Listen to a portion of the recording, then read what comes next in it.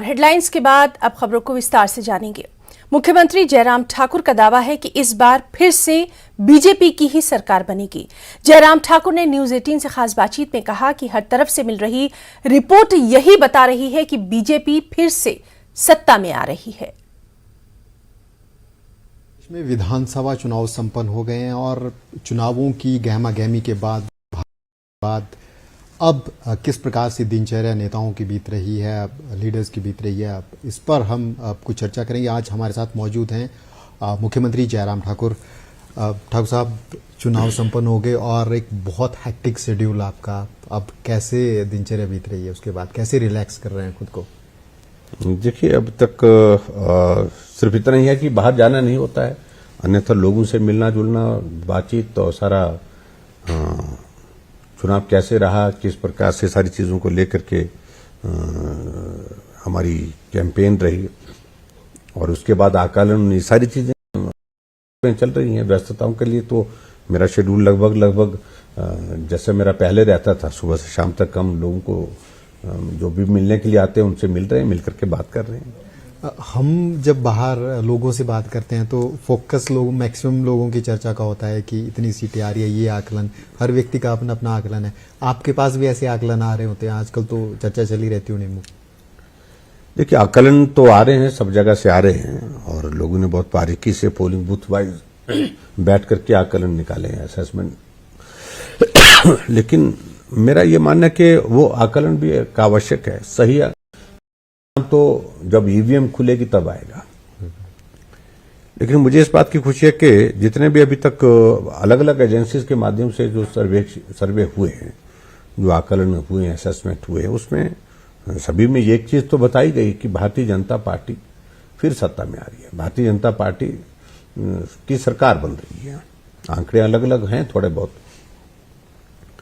और उसी तर्ज पर हम देख रहे हैं कि जो आकलन भी आ रहे हैं लगभग वो भी उसी तरह से उसके इर्द गिर्द आ रहे हैं। तो बाकी चीजों को लेकर के मुझे लगता है कि अब कुछ कहने की आवश्यकता नहीं, अब थोड़ा इंतजार करना है। थोड़ा इंतजार लंबा जरूर है लेकिन करना चाहिए। अब इस भाजपा क्या सीएम कैंडिडेट डिक्लेयर था, क्लियर था, लेकिन कांग्रेस की तरफ से वो स्थिति स्पष्ट नहीं थी। अब लेकिन ये लगा कि भाजपा उस चीज का लाभ नहीं ले पाई बहुत अधिक तक, क्योंकि एक बहुत बड़ी बात होती है कि आप स्पष्ट पॉलिसी के साथ इलेक्शन में जा रहे हैं, कैंपेन में जा रहे हैं। कांग्रेस में वो सब क्लियर नहीं था, लेकिन ऐसा लग रहा है कि भाजपा उस चीज को ज्यादा भुना नहीं पाई। नहीं, तो ऐसा भी नहीं है। मुझे लगता है कि लोग आजकल बहुत कहने से लोग समझते हैं, ऐसा नहीं है। और खासतौर से पॉलिटिक्स को चुनाव के दिनों में तो बहुत बारीकी से सब लोग समझते हैं, इशारों में कई बातें उसको भी समझते हैं। हम Bharatiya Janata party day one से क्लैरिटी थी, उस बात को लेकर कोई कंफ्यूजन नहीं था और इसलिए इसका लाभ निश्चित रूप से भारतीय जनता पार्टी को मिला भी। और कांग्रेस में क्योस अभी भी है और आने वाले समय में चुनाव के बाद भी ये रहेगा। और कहां क्या स्थिति बनती है वो सारी चीजें चुनाव के परिणाम आने का इंतजार करेंगे। लेकिन निश्चित रूप से हिमाचल प्रदेश में एक चीज को लेकर के हमारी पार्टी में क्लैरिटी और उसके साथ हमारी पार्टी के नेतृत्व में केंद्रीय के स्तर पर हमको काम कैसे करना है, हमको कैंपेन कैसे करना है, वो सारी चीजों को लेकर के क्लैरिटी थी। और सीएम जयराम ठाकुर ने और भी बड़े दावे किए हैं। जयराम ठाकुर का पूरा इंटरव्यू देखिए आज शाम 6 बजे। आगे बढ़ेंगे। कांग्रेस उपाध्यक्ष नरेश चौहान का बयान, ईवीएम की सुरक्षा पर कांग्रेस का सवाल। कांग्रेस ने की चुनाव आयोग से मांग, ईवीएम की सुरक्षा पर स्पष्टीकरण जारी करे चुनाव आयोग। आपको बताएं कि रामपुर में सामने आई घटना के बाद पैदा हुई है शंका। कांग्रेस उपाध्यक्ष नरेश चौहान का ये बयान सामने आया है। तो इस वक्त की बेहद अहम खबर, कांग्रेस उपाध्यक्ष नरेश चौहान का बयान, ईवीएम की सुरक्षा पर कांग्रेस का सवाल। ने चुनाव आयोग से मांग की है, ईवीएम की सुरक्षा पर स्पष्टीकरण जारी करे चुनाव आयोग। रामपुर में सामने आई घटना के बाद ये शंका पैदा हुई है। कांग्रेस उपाध्यक्ष नरेश चौहान का बयान। वैसे ही और जगह भी लोगों को लगता है कि इसमें ये मैं एक मांग करता हूं इलेक्शन कमीशन ऑफ इंडिया से कि उनके जो भी जिम्मेवार अधिकारी हिमाचल प्रदेश में हैं, इलेक्शन कमीशन ऑफ इंडिया की तरफ से वो एक अपना बताए कि व्यवस्था क्या है, स्ट्रांग रूम की कैसी व्यवस्था है और किस प्रकार से वहां सुरक्षा का प्रबंध है।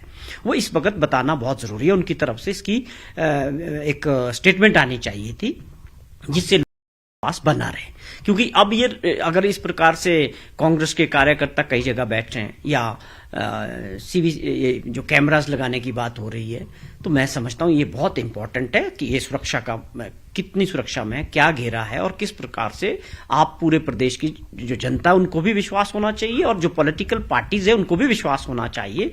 और इस भ्रम को दूर करने के लिए ये जरूरी है कि इलेक्शन कमीशन ऑफ इंडिया की तरफ से इसके बारे में स्पष्टीकरण आना चाहिए।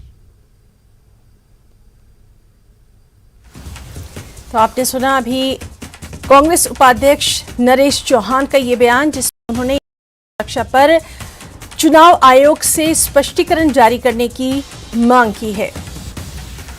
तो ईवीएम की सुरक्षा पर कांग्रेस का सवाल, कांग्रेस ने चुनाव आयोग से मांग की है ईवीएम की सुरक्षा पर स्पष्टीकरण जारी करे। ईसी हमारे साथ मौजूद हैं हमारे सहयोगी रणवीर सिंह। रणवीर, कांग्रेस ने स्पष्टीकरण की मांग की है, क्या है पूरा ये तफसीलात इसकी? जी हाँ, देखिए, जिस दिन वोटिंग थी 12 नवंबर को, उस दिन रामपुर में शाम को एक घटना सामने आई थी जिस पर जो चुनाव ड्यूटी लगी थी वो अपनी निजी गाड़ी में वहां पर ईवीएम को ले जा रहे थे। तो उसके बाद खासा बवाल उठा था। बहुत सारे कांग्रेस के जो सीनियर लीडर्स हैं उन्होंने भी सवाल उठाए थे। उसके बाद चुनाव आयोग ने किस तरह से कार्रवाई की थी, 6 जो कर्मचारी थे उनको सस्पेंड कर दिया गया था। उसके बाद हमने देखा कि गुमारवी में हमने देखा कि वहां किस तरह का बवाल हुआ। जो कांग्रेस के प्रत्याशी थे राजेश धर्मानी, वहां पर काफी हंगामा हुआ ईवीएम की सुरक्षा को लेकर।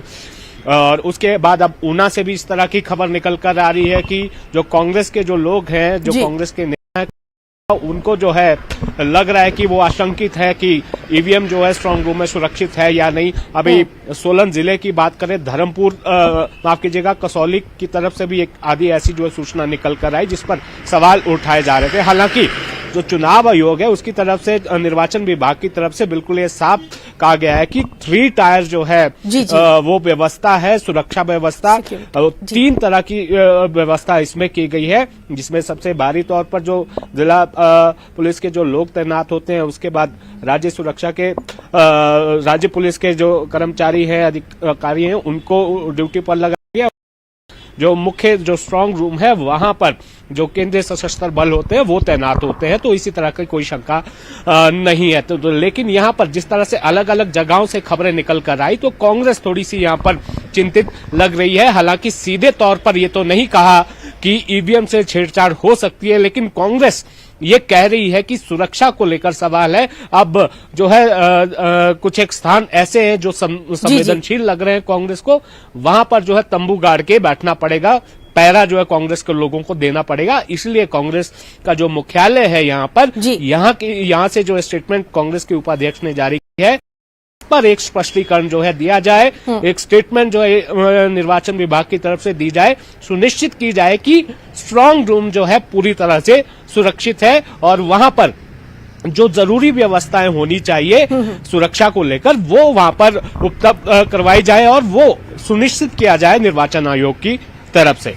जी रणवीर, तमाम तर घटनाओं का आपने यहाँ पर जिक्र किया है और लगातार हम देख रहे हैं कि इसको लेकर अब कांग्रेस वो आक्रामक मूड में नजर आ रही है। आपसे हम ये जरूर जानना चाहेंगे कि कांग्रेस के बड़े नेताओं की तरफ से क्या कुछ कहा जा रहा है इस पूरे मामले को लेकर, चाहे वो ईवीएम का मामला हो, घुमावदारी का मामला, इन तमाम चीजों को लेकर जो तमाम बड़े नेता हैं वहां पर, उनका क्या कुछ अभी सामने आ रहा है बयान?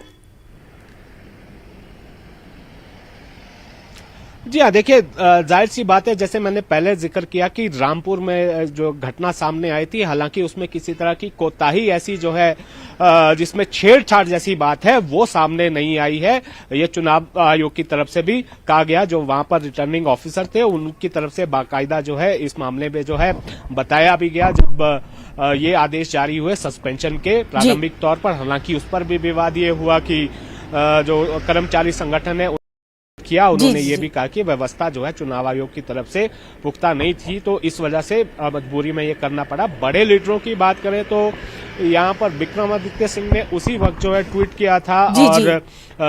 अपने सोशल मीडिया के जरिए से उन्होंने तस्वीरें भी जो है जाहिर की थी। तो जी। यहाँ पर लगातार जो है सवाल उठाए जा रहे थे। बड़े लीडर्स जो है थोड़े चिंतित नजर आ रहे हैं, लेकिन जो प्रत्याशी हैं जहां पर उन्हें लगता है कि वो ज्यादा चिंतित यहाँ पर नजर आ रहे हैं। बिल्कुल उनकी तरफ रणबीर, से और हमने ये देखा मामला कि आगे क्या रुख लेने वाला है उस पर भी लगातार नजर बनी रहेगी। बहुत बहुत शुक्रिया आपका तमाम तर जानकारी के लिए।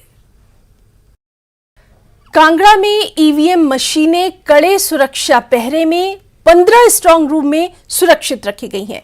कांगड़ा के एसपी डॉक्टर खुशहाल शर्मा ने बताया कि प्रत्येक स्ट्रांग रूम में 3 लेयर सुरक्षा घेरा है, जिसमें बीएसएफ के अलावा पुलिस के जवान भी लगाए गए हैं। स्ट्रांग रूम में ईवीएम की सुरक्षा का हमारे सहयोगी विचित्र शर्मा ने बाहर से जायजा लिया। देवभूमि हिमाचल में नई सरकार बनाने के लिए जो है 12 नवंबर को मतदान संपन्न हो चुका है और अब बारी है रिजल्ट्स की, यानी कि परिणामों की, और परिणाम आएंगे 8 दिसंबर को। अब इस बीच जो ईवीएम्स हैं, जिसमें जो कह सकते हैं, उनमें जो मत जो है वो एक तरह से कैद हो चुके हैं, या जितने प्रत्याशी थे उनके भाग्य का जो फैसला है जो उसमें कैद हुआ है, अब उनको जो है एक बड़े ही स्ट्रांग रूम में जाकर जो है वो कैद करके रखा गया है। उनको वहां पर बड़ी प्रोटेक्ट तरीके से रखा गया है। वहीं पर हम लोग इस वक्त मौजूद हैं। मैं प्रदेश की दूसरी राजधानी धर्मशाला और यहाँ का जो विधानसभा क्षेत्र है धर्मशाला, वहाँ जो स्ट्रांग रूम बनाया गया है उसके बिल्कुल बाहर मैं खड़ा हूँ, और यहाँ से तस्वीर आप देख सकते हैं कि जो सुरक्षा घेरा है वो कितना सख्त है, कितना सख्त पहरा। 24 घंटे जो है शिफ्टों में जो है यहाँ पर काम चल रहा है। शिफ्टों पे जो जवान है वो तैनात है।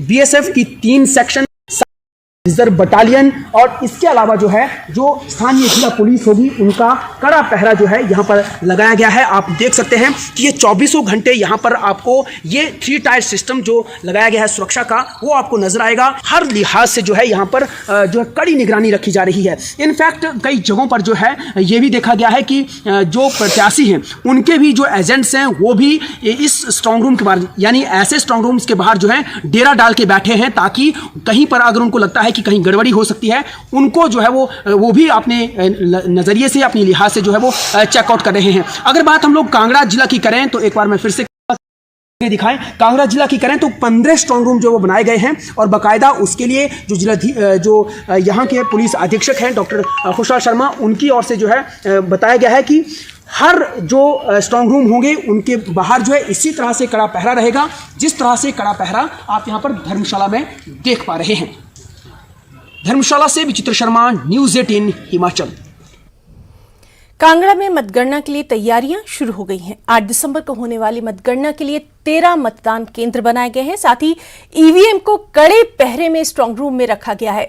जिला निर्वाचन अधिकारी डॉक्टर निपुल जिंदल ने बताया कि ईवीएम को त्रिस्तरीय सुरक्षा में रखा गया है। साथ ही मतगणना को लेकर भी सभी उपमंडल अधिकारियों को निर्देश दिए जा चुके हैं। कड़े पहरे में ईवीएम है और मतगणना को लेकर भी तैयारियां शुरू हो गई हैं। यहां रुकना चाहिए।